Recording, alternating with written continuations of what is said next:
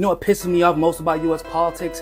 It's the fact that there is no subject, no issue important enough not to be used as a political football by both parties. And that includes the human trafficking of children, minors, to politicians and powerful elites, and the politicians' willingness to protect those who participated in this insane scandal that is Jeffrey Epstein and his blackmail network. Now, you all know by now, Republicans voted unanimously to permanently seal the Epstein files after spending years demanding that the Democrats release the files. Even Trump himself was accusing the Clintons and the Democrats of protecting Epstein and his clients before he came into power.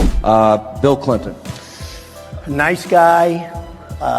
Got a lot of problems coming up, in my opinion, with the famous island with Jeffrey Epstein.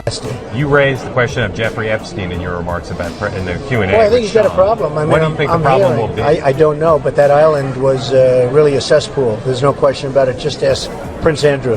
He'll tell you about it. The island was an absolute cesspool. The administration, I mean the top members of his administration, like Bondi, Ekash Patel, they were like, oh man, it's a great conspiracy to protect the files so that they can protect the elites principally being liberal Democrats. At least that's the story they were telling. Fast forward, now Trump is claiming that this is all this grand conspiracy theory put together by Obama and Biden, and that there were never any files and never any client lists, and that's why Congress voted to seal a list in files that don't exist? You know, these files were made up by Comey, they were made up by Obama, they were made up by the Biden, we went through years of that with the Russia hoax, with all of the different things that we had to go through. We've gone through years of it. Now, some of you might be thinking, wow, good job, Democrats. I'm glad that you voted unanimously against this. I knew that you were better than them damn Republicans. I mean, here you got Ro Khanna demanding that Congress initiate a vote to release those files. I introduced today an amendment demanding the full release of the Epstein files. Here you even have Hakeem Jeffrey talking about they need to release the files and figure out exactly how Trump is involved in this Epstein case and if that is what is impeding him from releasing the files. The American people deserve to know the truth. What, if anything, is the Trump administration and the Department of Justice hiding? There are only two things that are possible here. Option one, they lied for years. Option two, they're engaging in a cover-up. At this point, it seems reasonable that can only be one of the two things. But despite what recent events might have you believe, the Democrats are just as fucking guilty of playing this political partisan game with the Epstein file. Cory Booker in 2019 during an interview saying that Trump mentioning the Epstein files and talking about the curious nature Epstein died was a dangerous conspiracy theory. He's giving life to not just conspiracy theories, but really whipping people up into anger and worse against different people in this country.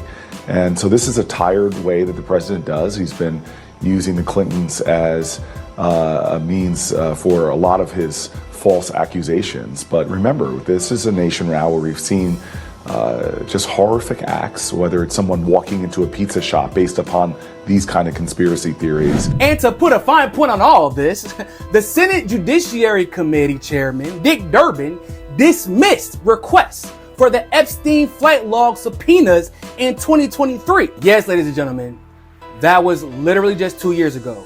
And yes, it was the Republicans who were making a request for the subpoenas. Now, it's not strange for us to see Democrats and Republicans engage in this partisan political game that they play on important issues. We see them do this all the time with issues like abortion and immigration. But ladies and gentlemen, this is human trafficking of minors that involve the world's most powerful individuals.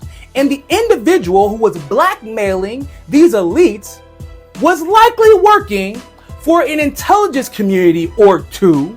They all knew and they all know, and they're all in some way, form, or fashion protecting those individuals either now or they were protecting them before when it was politically convenient for them. If this does not completely destroy your faith in the duopoly, whether you be blue MAGA or red MAGA, there is nothing that will wake you up. Because if the line isn't exposing elites who were having sexual relationships with minors, then there is no fucking line for you. And rest assured, politically, you will reap the consequences of that. And if they're willing to play this game with human trafficking, ladies and gentlemen, they're willing to do this with every issue. So think about that the next time you're watching CNN and Fox News and they're trying to get you to cheer for the right team during the next political football game.